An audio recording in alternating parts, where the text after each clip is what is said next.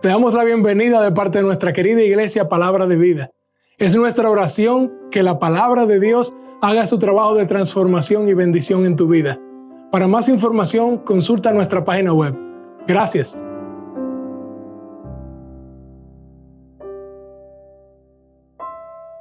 Vamos a orar. Oh Padre, te damos gracias por tu palabra. Te damos gracias por esta oportunidad de celebrarte a ti, Señor, en este tiempo tan especial para la humanidad. Ayúdanos, Señor, por tu sola gracia, a través de tu Espíritu, por las Escrituras y a pesar de nosotros, a que tu carácter brille, Señor. Que nosotros podamos celebrarte verdaderamente, quitar toda confusión. Ayúdanos, Señor, a salir animados. Ayúdanos, Señor, a salir hijos tuyos de aquí si aún no lo somos, Señor. Ayúdanos, Señor, a buscar tu gloria en todo. Ayúdanos a entender, Señor, más claramente a través de tu Escritura, tu amor, tu poder, tu dominio absoluto sobre todo. Porque lo pedimos para tu gloria, Señor, que es lo mejor para nosotros. En el nombre de tu Hijo. Amén. Y aquí nosotros tenemos ante la época, la Navidad, pues yo diría como una mezcla de muchas nociones. Yo no sé si a ustedes le han preguntado qué para ti la Navidad. En inglés escuché un anuncio comercial que dice, ¿sabes? La Navidad es lo que tú hagas con ella. Hay un señor que trabajaba en la casa de un amigo mío cuando yo era adolescente, que uno le preguntaba, ¿y para usted qué es la Navidad? Y él le decía, pasa, uva y puerco asado. Eso es Navidad. Entonces, obviamente, eso era para él la Navidad. Quizás para mí, cuando estaba pequeño, era recibir regalos, un tiempo alegre, celebraciones. Pero ¿qué realmente es la Navidad? En realidad, la Navidad viene de la palabra natividad. Y eso de que alguien nació, natividad, me conecta con una historia. Y hay una historia especial que nosotros necesitamos escuchar, que cada ser humano en esta tierra necesita escuchar. Y lo que nosotros nos proponemos muy humildemente hoy es ver a través de Lucas cómo Dios es quien orquesta la historia y Él, Jehová Dios, tiene dominio de la Navidad. Nosotros queremos ver que Él es el único soberano, realmente fiel y con poder para llevar a cabo sus promesas, que Él maneja con toda su capacidad los hilos de la historia para poder hacer cumplir su voluntad santa y perfecta. Y la razón para esto es porque si nosotros nos damos cuenta de eso, nosotros solamente vamos a tener una reacción lógica posible, que es postrarnos a sus pies en arrepentimiento, si alguna vez no has llegado en arrepentimiento a Él, descansar solo en Él y entonces ahora levantarnos gozosos, conscientes de las bendiciones que tenemos. Y ahora sí, verdaderamente, con uva o sin uva, celebrar a nuestro Dios. Así que lo que nosotros queremos hacer hoy es invitarlos a todos ustedes a que me acompañen a ser testigos de esta historia y que veamos ahí el dominio de Dios. Y lo queremos ver en tres ámbitos. Número uno, su poder sobre naciones y soberanos. Número dos, su poder sobre familias y circunstancias. Y por último, su poder sobre cada persona, los tiempos y cada detalle. Así que vamos a ver la historia, pero la historia con mayúscula. Alguien le ha llamado la historia transformadora. Es una historia de rescate. Eso quiere decir que a alguien está en una situación penosa. Y la situación es que todo ser humano nace esclavo. ¿Cómo así? Sí. Nacemos esclavos de hacer lo que nos venga en gana. Todo el tiempo. Y lo que la historia bíblica describe es la peor de la esclavitud. Una en la que el cerrojo está puesto desde adentro. Somos nosotros que tenemos que responder para poder abrir, pero nosotros estamos muertos Necesitamos vida para poder responder. Así que esta historia transformadora es la historia más increíble. La Biblia dice, por cuanto todos pecaron y están destituidos de la gloria de Dios. Esto significa que todos nacemos enemigos de Dios, nos quedamos cortos, aún haciendo cosas buenas, como no lo hacemos para su fama, para su gloria, para exaltar su poder, aún haciendo cosas buenas, siendo buenos padres, esposos, empleados, al no hacerlo para Él, sirviendo a los demás y buscando gozo en eso, eso es enemistad con un Dios santo y bueno, que nos creó para su gloria. No porque Él sea egocéntrico, sino porque eso es lo que más nos conviene a nosotros. Pero esta historia de redención dice que Cristo nos ha librado de la culpa. Dice, siendo justificado gratuitamente por su gracia, mediante la redención, eso significa compra, rescate, que es en Cristo Jesús. Entonces Él nos trae vida verdadera, le llaman vida eterna, perdón de pecados, justificación, libertad de la maldición de la ley, de cumplir reglas, adopción en una familia, liberación de esa esclavitud que yo le describí hace un momento, paz con Dios, no paz contigo mismo, con Dios, y que se mude dentro de ti el Espíritu Santo de Dios. Díganme si esas no son buenas y grandiosas noticias. Así que en ese cielo que todos debemos añorar, estará lleno de esclavos que sin méritos propios han sido redimidos, salvados, para celebrar juntos por siempre a este Dios que le ha salvado al más costoso precio. Así que esta es la mejor noticia, es la llegada de un Salvador. No es como Superman que viene en una nave, una cápsula o cualquiera de esos superhéroes. Él viene en un pesebre, en un comedero de animales. Esta es una historia importante, de por sí es crucial. Veremos aquí, si Dios nos lo permite, que la historia no es cíclica, que las cosas vuelven y van en un círculo. No, la historia es lineal. Y la controla Dios en cada detalle y apunta a la gloria de Cristo en la eternidad. Entonces nosotros debemos empezar a ver, si no lo hemos hecho, la vida, la historia en 4 etapas cristianamente conocemos. Creación, Dios lo hizo perfecto. Caída, nosotros nos rebelamos. Redención, aquí viene el rescate. Y consumación es el cielo que esperamos, donde la gloria de Dios será infinitamente disfrutable en convivencia con Él. Nosotros en Navidad celebramos al Salvador con regalos, sí, con decoración, con estrellas, porque Él es el regalo indescriptible. Dice Lucas 2, 10, 11, pero el ángel les dijo, no temáis, porque he aquí os doy nuevas noticias de gran gozo que será para todo el pueblo. Os ha nacido hoy en la ciudad de David un Salvador que es Cristo el Señor. Así que Dios está llevando a cabo lo prometido miles de años atrás. En el jardín del Edén, habiendo asegurado Dios que si desobedecían, morirían, que muriendo morirían, inmediatamente en su misericordia provee de una salida. Y dice, yo pondré enemistad entre tú, Satanás, y la mujer, entre tu simiente, tu descendencia, y su simiente. Él, Cristo, te herirá en la cabeza y tú lo herirás en el talón.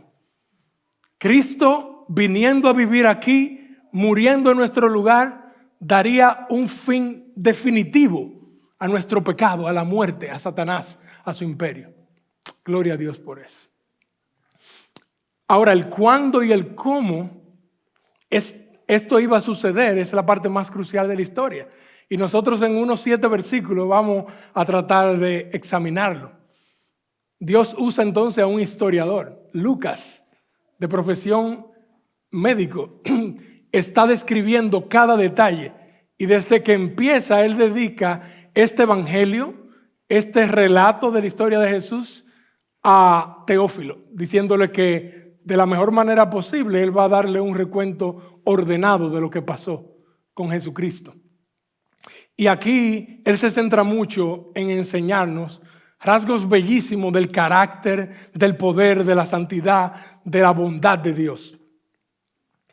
Y eso nos debe traer a nosotros a los pies de Dios llenos de gozo. Vamos a ver en primer lugar que Jehová Dios, en dominio de la Navidad, Él muestra su poder sobre naciones y soberano. Verso del 1 al 3 dice: aconteció en aquellos días que se promulgó un edicto de parte de Augusto César, que todo el mundo fuese empadronado. Este primer censo se hizo siendo Cirenio gobernador de Siria, e iban todos para ser empadronados, cada uno a su ciudad. Y aquí Lucas, al mencionar en aquellos días, se trata al momento en el que Cristo es anunciado a María, que va a concebir aún no estando en relaciones con su esposo. Le da la noticia en el capítulo 1, eso es lo que está pasando. Y entonces José, al darse cuenta de esta realidad, ellos estaban simplemente comprometidos, todavía no habían vivido juntos, decide que va a repudiarla en secreto, pero un ángel se le aparece y le anuncia a José el plan que tiene, que vendría a través de María el Salvador. Y ese es el aconteció en aquellos días. Lucas da un sinnúmero de detalles que él, siendo no judío, lo va a entender bastante claramente los gentiles, los que no son del pueblo de Dios. Y entonces, siguiendo en esto, vemos que parte del anuncio a María habla de la condición en la que estamos todos. Habla de esclavitud, de ser pecadores y de la esperanza en una promesa. Capítulo 1, versículo 46. Entonces María dijo: engrandece mi alma al Señor y mi espíritu se regocija en Dios mi Salvador. Ella reconoce la necesidad de un Salvador, porque ha mirado la bajeza de su sierva. Pues he aquí, desde ahora me dirán bienaventurada todas las naciones. María sigue describiendo la misericordia de Dios, que es a los que le temen, que despidió a los soberbios. Asimismo, su prima Isabel, que era estéril, se le anuncia que va a quedar embarazada a su esposo. Y entonces este es Juan el Bautista, quien va a ser el precursor, el que va a abrir el camino para que se anuncie el arrepentimiento, para preparar los corazones para la llegada de Jesús. Y dice en el versículo 68 del capítulo 1, que Zacarías dice: bendito el Señor Dios de Israel, que ha visitado y redimido, rescatado a su pueblo, y nos levantó un poderoso Salvador en la casa de David, su siervo, como habló por boca de sus santos profetas que fueron desde el principio, salvación de nuestros enemigos y de la mano de todos los que nos aborrecieron, para hacer misericordia, un bien no merecido, ¿verdad?, con nuestros padres y acordarse de su santo pacto. Y más adelante, versículo 77, habla entonces de Juan el Bautista diciendo: y tu niño, el hijo de Zacarías, profeta del Altísimo serás llamado, porque irás delante de la presencia del Señor para preparar sus caminos, para dar conocimiento de salvación a su pueblo, para perdón de sus pecados. Hasta ahí lo que quiero enseñarle, que esta historia da el diagnóstico más concreto de lo que le pasa a la humanidad. Nosotros estamos en necesidad de rescate. Nosotros estamos deshechos. Necesitamos que alguien, que un Salvador aparezca. Así que ciertamente, habiendo otros tipos de problemas, opresión, pobreza, la necesidad más grande que se describe para nosotros es la necesidad de un Salvador. Entonces dice que para entonces se promulgó un edicto. Y un edicto es una ley, un decreto en la que un soberano promulga y que tiene que cumplirse absolutamente. No hay espacio para que no se cumpla. Eso podemos verlo en la historia de Esther, donde el rey se dio cuenta de repente que estaba en problemas porque había emitido un decreto y tiene que cumplirse. Así que aquí tenemos un soberano que, haciendo uso de su poder, emite un decreto. Y aquí dice que él lo hizo en el tiempo de César Augusto. Y a mí, cuando yo reflexionaba sobre esto, me di cuenta de que cuando en la historia se habla del Imperio Romano, de cualquier imperio, hay una distinción para mí entre lo secular, el mundo y lo de Dios. Pero aquí Lucas me muestra que no, que Dios está detrás de todo lo que pasa, incluyendo quién gobierna. Se habla de un tal César Augusto, que no es más que el soberano máximo del Imperio Romano. El Imperio Romano era el poder más grande de aquella época. César es un título del gobernante que luego se convirtió en una especie de apellido para estos gobernadores. Y básicamente lo había adoptado este título de César el emperador anterior al que está vivo para cuando nace Jesucristo. Y básicamente tenía una connotación casi de una divinidad. Recibía pleitesía, recibía adoración de sus gobernados. Y dice que es Augusto, eso significa el excelso. Aquí tenemos un calificativo que se autoproclama este hombre tan poderoso. En un momento en el que él, proclamándose como un Dios, verdaderamente Dios, decide hacerse hombre. Tenemos a un Señor que se siente y en efecto gobierna todos los aspectos de la vida de sus gobernados. Y aquí tenemos a este gobernador que es Cayo Octavio, sobrino nieto de Julio César. Y este gobernador alcanzó una supremacía, logró que se acabaran los conflictos en el Imperio Romano. Su época de gobierno se llegó a denominar la Pax Romana, porque a la fuerza o bajo lo que se necesitara, él consiguió que las cosas tuvieran una relativa paz. Había un momento como de tranquilidad.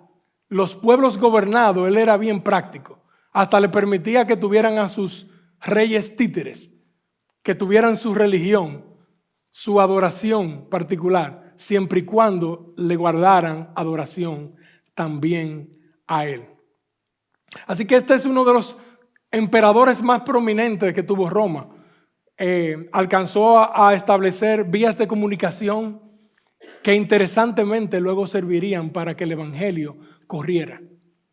Al igual que en el caso de Nerón, que luego persiguió a los cristianos, Dios está usando toda situación para que su voluntad se lleve a cabo. Así que aquí hay políticas ejecutándose. César, Cirenio, que se menciona aquí también, como Nabucodonosor y Ciro, en la palabra de Dios son mencionados como siervos de Dios. Unos malvados, piensa en un Hitler, y en la palabra está diciendo que ellos sirven a Dios. Quizá ellos no se dan cuenta, quizá ellos no conocen al Dios de la Biblia, pero Dios le está usando para su gloria, siempre. Así que Dios está en control y este Señor pide que se haga un censo. Eso es un registro de todos los gobernados. En ese tiempo, inicialmente era con propósito de saber cuáles hombres estaban disponibles para la guerra. Luego iba a tener un propósito de impuestos, saber cuántas familias hay y demás. Así que se estaba ocurriendo un censo y dice aquí que es para todo el mundo. Es interesante porque Lucas utiliza mucho esta frase todo el mundo, todo, como una exageración. Aquí lo que significa es todo el mundo gobernado por el Imperio Romano de entonces. Una extensión de todo el Mediterráneo. Así que él establece este censo y anteriormente los judíos se habían escapado de cumplirlo. Pero esta vez se manda que el censo tiene que cumplirse con obligatoriedad. No importa tu religión, no importa cuál sea el pueblo, cuál sea el reino, tenían que cumplir. Y en una complicación aparente del pueblo judío, el pueblo elegido por Dios, ellos se ven en el sometimiento de tener que obedecer la arbitrariedad de este gobernante. De repente me llega a la mente algún gobernante en nuestros países de origen o quizás aquí. Cómo se establecen políticas que la vemos a verse arbitrarias y se nos forza a obedecerlas. Se ve un poco más eso en nuestros países. O nos quejamos aquí nada más con la idea de que hay que obedecerla. Pero aquí estamos viendo que este censo implica que cada quien tiene que trasladarse a su ciudad de origen. El hecho en sí, debemos admitir, de ubicar este censo en la historia universal es un poco problemático, porque nos puede dar como un poco de confusión en cuál fue la edad, el momento en la historia en que nació Jesucristo.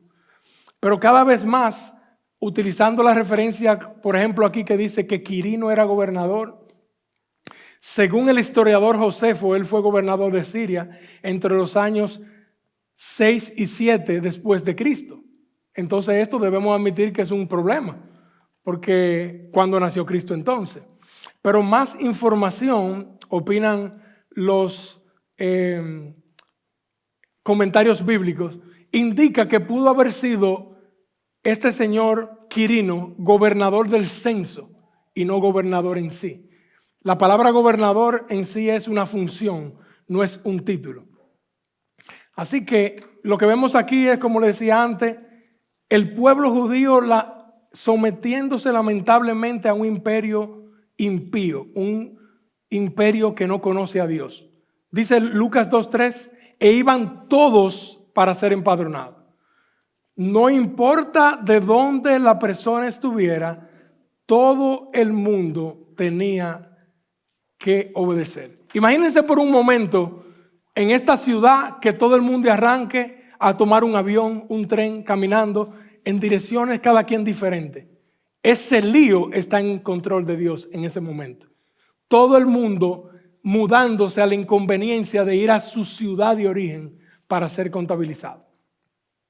En vez de hacer el proceso eficiente o menos tortuoso, el gobernador somete a que todo el mundo tiene que ir a su pueblo de origen.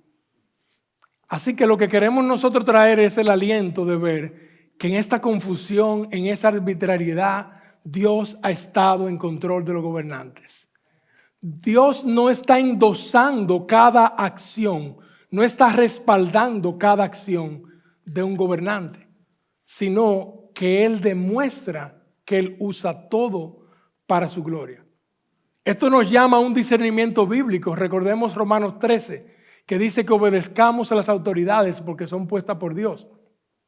En el libro de Hechos, cuando le preguntaron los apóstoles si debían obedecer primero a los hombres por encima de 10, Proverbios dice que todo tiene un propósito. Proverbios 16:4.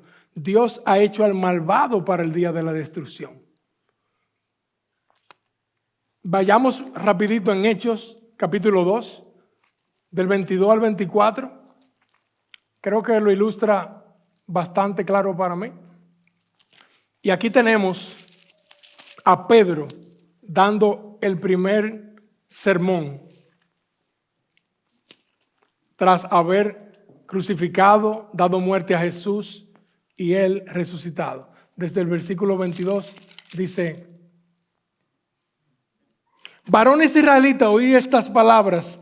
Jesús Nazareno, varón aprobado por Dios entre vosotros, con las maravillas, prodigios y señales que Dios hizo entre vosotros, por medio de él, como vosotros mismos sabéis, a este entregado por el determinado consejo y anticipado conocimiento de Dios, soberanía de Dios, prendisteis y matasteis por mano de inicuos, crucificándole. Entonces aquí vemos a Dios siendo soberano en el suceso menos justo de la humanidad, pero el ser humano también siendo responsable de su maldad. El corazón del rey, como agua, está en las manos de Dios. El agua sigue un curso. Si tú eres malvado, Dios tiene tu corazón en sus manos, pero si tu maldad te lleva a hacer daño, Dios sabe y controla cada suceso. Y la pregunta que yo quiero traer de reflexión: ¿estoy yo descansando en que tanto la nación en la que vivo y los gobernantes que se tienen están en las manos buenas y santas de Dios? ¿O me estoy moviendo a ansiedad? ¿Estoy siendo diligente yo para buscar discernimiento bíblico para mis decisiones? ¿Acaso busco la guía de consejeros piadosos que temen reverentemente a Dios? Las naciones y los soberanos no tienen el control real de las cosas, y eso es una buena noticia. Eso es muy bueno. Así que vimos en primer lugar el control de Dios sobre las naciones y los soberanos. Veamos ahora cómo Dios, en dominio de la Navidad, tiene poder sobre familias y circunstancias. Seguimos en el versículo 4 al 5 y aquí dice: y José subió de Galilea, de la ciudad de Nazaret, a Judea, a la ciudad de David, que se llama Belén, por cuanto era de la casa y la familia de David. Y ese y José quiere decir que también José tuvo que obedecer subiendo desde Galilea, que se encontraba en una parte menor, a Belén, a unos 809 metros de altura. Aquí estamos hablando de un viaje de unos 115 kilómetros, unas 71 millas para una mujer embarazada. Estamos hablando de un viaje, en el mejor de los casos, de unos 6 días. Aquí vemos que hay un movimiento de una ciudad a otra y tienen que llegar a la ciudad de Belén. Y esto bíblicamente no es por casualidad. Belén es la ciudad donde nació David, el rey de cuya linaje nacería el Salvador. Y esto es lo que Dios está haciendo, demostrándonos que cada cosa aparentemente accidentada está bajo su control. Está asegurándose el cumplimiento de sus promesas de la manera más asombrosa. Las profecías del Antiguo Testamento hablaban de eso cuando en Miqueas 5:2 decía: pero tú, Belén Efrata, pequeña para estar entre las familias de Judá, de ti me saldrá el que será Señor de Israel, y sus salidas son desde el principio, desde los días de la eternidad. Algo que no se entiende, estaba hablando del Rey eterno, un Salvador que tenía que ser Dios. Y José era de la familia de David. Ahora, en las Escrituras habla de la casa de David, se habla de Nazaret y se habla de Belén. Pero aquí se está hablando de donde David nació, que fue el mismo caso de José. Él se encontraba trabajando en Nazaret y tuvo que desplazarse entonces aquí. Dice que para ser empadronado, por esa simple razón. Así que Dios en su santidad está complicando las cosas aparentemente para una mujer embarazada. José evidentemente dejar su sustento. En ese tiempo la gente trabajaba para ese día y tenía que dejarlo todo para ir allá. Y dice que es María que estaba comprometida para casarse con José. Esta era una costumbre judía en la que una vez un hombre y una mujer decidían casarse, primero venía el compromiso.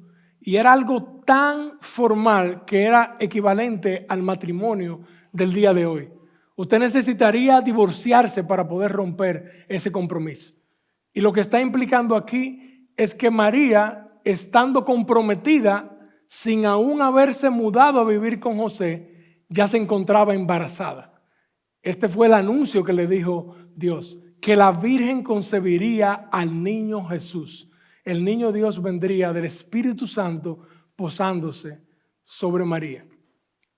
Y entonces lo que tenemos aquí es a dos jóvenes, José y María, probablemente en la edad de adolescencia, emprendiendo, obedeciendo los designios de Dios, sin ponerle mucha atención a las complicaciones. Ellos están considerando lo que Dios le manda y yendo a Belén. Y aquí la implicación luego es, en el Mateo 1:25 dice que José no conoció a María hasta que nació Jesús, implicando que la tuvo como mujer, como esposa, solo cuando Jesús ya nació. Y esto da un realce al amor íntimo matrimonial, que no es un mal necesario, que es algo en realidad bello, no simplemente reproductivo. Es parte del diseño de Dios y su regalo de bodas para una pareja casada. Aquí vemos a una mujer que en ese tiempo estar embarazada sin haberse todavía mudado con su esposo podría ser tratada con desdén, con desprecio. Pero aquí está diligentemente José tomando la rienda como un buen hombre bíblico y está llevándose a María con él para cuidar de esto. Sin saberlo o quizás dominando esa información bíblica, ellos están conduciéndose a Belén, donde debía nacer el Salvador. Así que veamos también que Dios elige una familia para venir al mundo y que la familia es conformada por un hombre y por una mujer. Veamos aquí que la familia, como nos enseñó una vez nuestro hermano Douglas, es una comunidad de enseñanza. Aquí vemos a un hombre y una mujer donde los hijos biológicos son una bendición, pero tenemos a José, que es padre adoptivo de Jesús. Si ustedes no saben ese dato, por eso a los José le dicen Pepe, el padre puesto, el padre putativo, el padre que le pusieron a Jesús. Y hay una belleza aquí en aquellos que tienen el llamado de la adopción. Así como Dios nos ha adoptado a nosotros, José está dispuesto a cumplir el rol como esposo y conducir a María, aún con un hijo que no es biológico directamente de él. Entonces vemos aquí Dios llevando a sus siervos obedientes al orden bíblico de prioridades.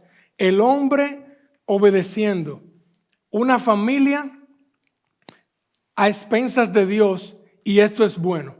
Nosotros vemos aquí que las circunstancias peores son lo mejor para Dios, que Él está en control de mi familia y de las circunstancias también. Y la pregunta que yo quiero traer ahora es, ¿estoy yo descansando en esa realidad? ¿O creo que mi familia se va a salvar, va a estar segura por mis propias fuerzas? Nosotros podemos ver en este ejemplo, el ejemplo más extremo, que Dios está en control, perfecto en todo momento. Y eso nos debe traer paz y tranquilidad. Gloria a Dios por eso. Ya nosotros vimos el control de Dios sobre naciones y soberanos. Vimos también el control de Dios sobre familias y circunstancias.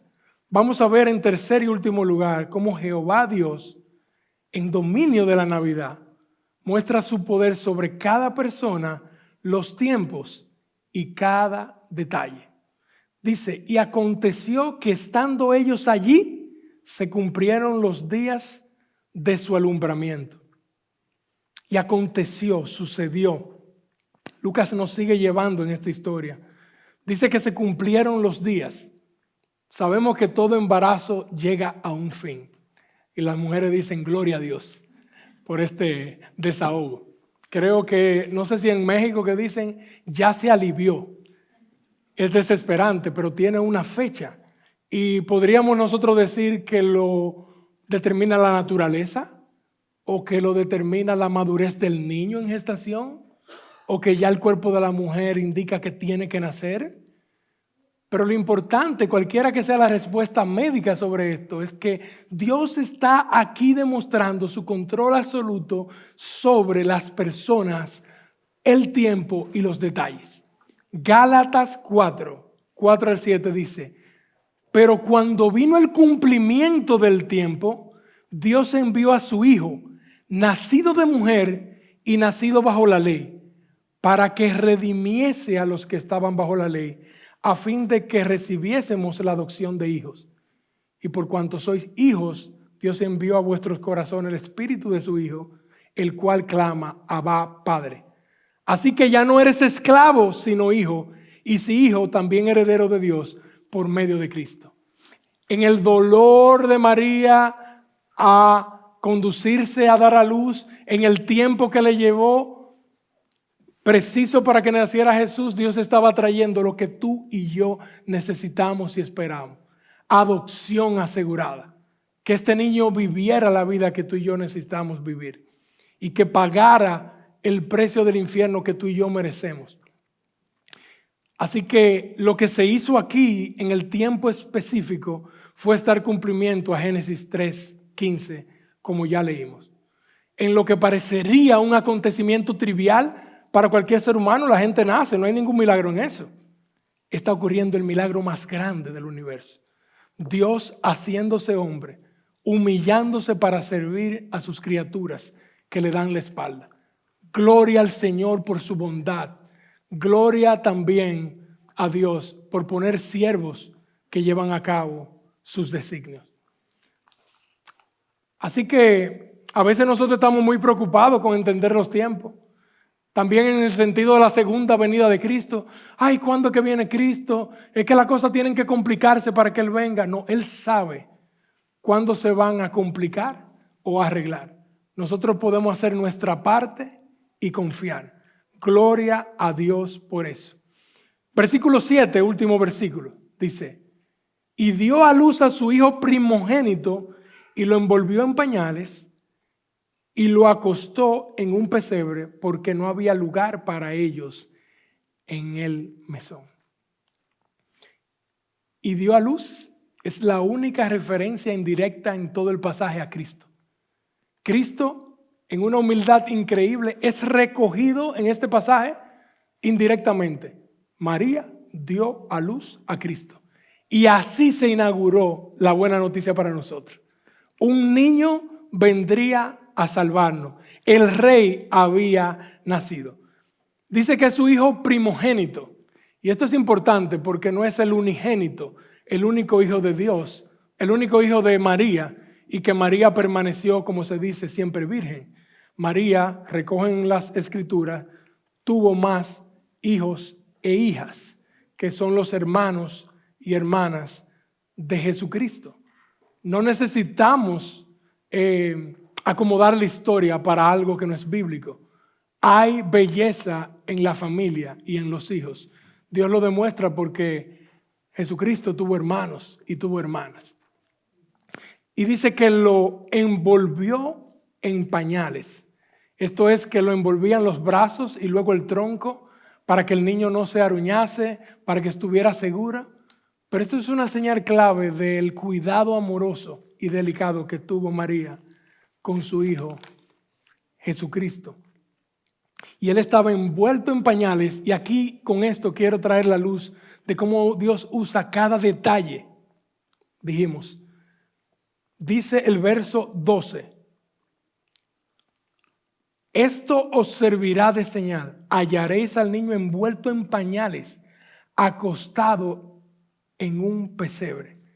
Es decir, que ese sería el detalle que usarían los pastores para identificar al Rey de toda gloria. Ni siquiera el detalle de dónde nacería Cristo está descuidado por Dios para empezar a predicar salvación a través de esa situación que muestra su poder. Y dice que lo acostó en un pesebre. Esto quiere decir en un comedero de animales. Y desde ahí, otra vez, el verso 16 es un indicador de que nacería en un pesebre. Y de aquí se ha derivado muchas cosas como que, bueno, entonces Jesucristo si nació en un pesebre, que es comedero de animales, entonces nació en una cueva. O él nació en un establo. En realidad la Biblia no nos da ninguno de esos detalles. Lo único que nos dice es de la humildad de que tuvo que nacer en un pesebre. Y a lo que yo quisiera invitar en este momento es a no distraernos tanto en los detalles bellos de la decoración, sino en el carácter de Dios que representa. Cómo Él, siendo dueño del mundo, se hizo pobre para enriquecernos con su gracia. Gloria a Dios por esto. En el pesebre donde comen animales, probablemente había el hedor de los animales, pero dice el pastor MacArthur que el hedor del pecado en el mundo sería 1000 veces más desagradable para Cristo, siendo un bebé, que el de los animales en el establo. dice que hubo que acostarlo ahí porque no había lugar para ellos en el mesón. Así que aparentemente por la gran cantidad de personas que estaban registrándose, viajando a Belén, estaba lleno el albergue. Ese mesón no es como un motel o un hotel. Es básicamente un albergue donde todas las familias están juntos, aglomerados, buscando alojarse. Sería como hasta ilógico pensar que una mujer embarazada, alguien no le daría su lugar en el mesón. Entonces eso nos lleva en realidad a traernos a la luz de que aquí hay una decisión soberana de María y José como familia. Y ellos están decidiendo qué es lo más prudente, qué es lo más digno. Si que María dé a luz ahí delante de todo el mundo o llevarla al abrevadero de animales, al pesebre. Y con esto Dios daría cumplimiento a aquello de que el Hijo del Hombre no tiene donde recostar la cabeza, ni tiene casa. Él es el dueño de todo y sin embargo no fue reconocido como tal. En Juan leemos, en el mundo estaba y el mundo por él fue hecho, pero el mundo no le conoció. A lo suyo vino y a los suyos no le recibieron. Así que hasta el rechazo de proveerle lo mejor para Jesús siendo niño, estaba siendo orquestado por Dios. Qué diferente sería que el Rey de Gloria naciera en un merecido palacio. ¿Cómo yo, si me toca vivir la pobreza, me podría identificar con él? Y eso habla y me da otras lentes para ver la pobreza. La pobreza es lamentable, pero no es el peor de los sufrimientos. El peor de los sufrimientos entonces es transitar en esta vida sin un Salvador. Y eso fue lo que Cristo, humillándose, haciéndose hombre, viviendo entre nosotros, viviendo en nuestro lugar y muriendo en la cruz, nos vino a demostrar cuál es mi mayor problema, cuál es mi mayor necesidad. Porque ya conocéis la gracia de nuestro Señor Jesucristo, que por amor a vosotros se hizo pobre, siendo rico, para que vosotros con su pobreza fueseis enriquecidos. Entonces, hoy me puedo ver diferente, no tengo que verme como víctima, sino que en el mejor de los casos yo soy un ofensor a Dios en necesidad de abrazar su salvación. Pero Dios proveyó su salvación a través de mandar a su Hijo. Así que estos detalles últimos de estos versículos me muestran que yo no tengo que estar en control absoluto de cada detalle de mí ni de nadie, que Dios controla para su gloria los tiempos también. Dios desde la cuna hasta la tumba viviría la vida que a ti y a mí nos toca vivir. Jesucristo no esperó 30 años para empezar su ministerio formalmente. Su ministerio empezó en la cuna, naciendo en humildad. El Rey de Gloria dejándonos ejemplo de ser manso y humilde de corazón. Mientras aparentemente está indefenso en el pesebre, Él en la Trinidad con Dios y el Espíritu Santo está controlando los latidos de los corazones de María, de José y de cada persona, de cada gobernador, de cada emperador. Es increíble. No hay una historia más bella. Así que qué gozo podemos concluir es ver esta historia de redención. Y la pregunta que quiero traer es, ¿qué vas a hacer tú con esta historia? ¿Vas a reconocer al Rey de Gloria humillado como algo necesario para que tú también te humilles en arrepentimiento y fe y ya no confíes más en ti, en tu familia, en tu linaje, en tus obras, sino que confíes plenamente en Él, en su obra completada en la cruz? ¿O vas a seguir y desperdiciar ese momento que Dios orquestó desde la eternidad y para la eternidad? Yo te ruego, yo te invito que si tú no has venido a entregar tu vida a Cristo, que lo hagas hoy. No hay un momento más, porque aquí conocemos que solamente Dios sabe la extensión de nuestra vida. Ven a Cristo hoy, arrepiéntete, órale desde ahí de donde estés, pídele que te perdone por vivir una vida a tu manera y que te llene del gozo de un nuevo corazón, de vivir guiado por su Espíritu en la palabra, un día a la vez, para su gloria. Gloria al Señor por esta Navidad. Gloria a Dios por la primera Navidad. Aunque el mundo se empeña en eliminarla, no sé si ustedes saben, ya no se escribe antes de Cristo y después de Cristo, sino ahora le llaman la era común. No importa el nombre que le pongan, hay un antes y un después de este evento. Jesucristo llegando a la humanidad para salvarle. Gloria al Señor por eso. Así que junto con Pedro, lo que los profetas indagaban que quién iba a ser y en qué momento y en qué lugar, yo espero que ante tantas cosas que he hablado nos quede clara la historia. La historia es que Cristo vino a salvarnos. Por tanto, ceñid los lomos de vuestra inteligencia. Sean sobrios y esperad por completo en la gracia que se os traerá cuando Jesucristo sea manifestado. Así que esa es la oración para el día de hoy. Que tú, que no le conoces a Cristo, se le entregue tu vida hoy. Y si ya tú eres cristiano, vive gozosamente, anclado a la promesa, esperanzado en que Cristo vuelve, que Él no se dilata, que así como Él orquestó su nacimiento para redimirnos, Él vendrá en gloria para rescatarnos y llevarnos a cielos nuevos y tierra nueva. Vamos a orar. Oh Padre, gracias por tu palabra, gracias por la Navidad. Oh Señor, con cuántos detalles tú nos demuestras que la Navidad no es lo que queremos hacer de ella, sino que es la historia más perfecta y más bella que nos puede traer el mayor aliento.